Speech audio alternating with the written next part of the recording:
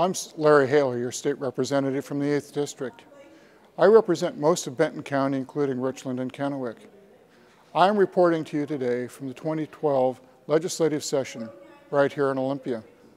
In my last update from Olympia, I talked about the House Republican Fund Education First budget. This was an effort by myself and my colleagues to show our friends across the aisle, the public, the media, and parents and teachers around the state how we can prioritize education and fund it first before any other budget appropriation. Again, we believe as the state's paramount duty, educating our children should receive our first dollar, not our last dime. We recently followed up our education proposal by introducing the first legislative supplemental budget of the 2012 session.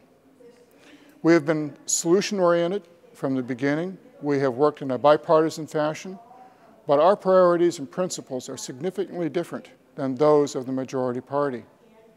Our budget is an all-priorities budget that protects education, protects public safety, and protects our most vulnerable in our society, and is achieved without a major tax increase, as the governor and many legislators from the majority party have suggested.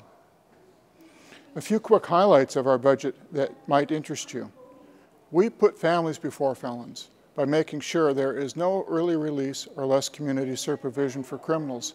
Simply put, criminals in prison stay in prison. And we have some new funding for gang violence prevention, which is especially critical for those of us in the Tri-Cities region. We protect those in our communities that sincerely need our help by focusing our efforts on the developmentally disabled, the elderly, and those with mental health issues, and children. We fully fund critical access hospitals. We maintain funding for adult daycare health services. We maintain funding for nursing home reimbursement, and we maintain funding for regional support networks. And we do all of this without raising taxes on struggling families, individuals, and employers around the state. If you'd like more information on our budget priorities, you can visit my website at the web address on your screen. There you'll find more detailed information about how we solve our state's budget shortfall. But as I've said from the beginning, if we're willing to lead, if we're willing to do the job the voters sent us to Olympia to do, we can do this without coming to the taxpayers for more money. We've shown how to do it. We've led the way.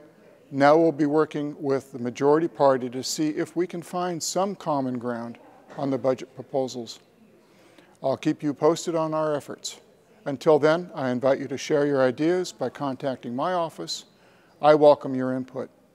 You can use my direct line, 360-786-7986. Again, that's 360-786-7986. Or use the toll-free hotline number that you see below, or send me an email message. And don't forget to check my webpage for news and where you can also sign up for my e-newsletter. Thank you so very much. It is an honor and a privilege to serve you in Olympia. I look forward to hearing from you.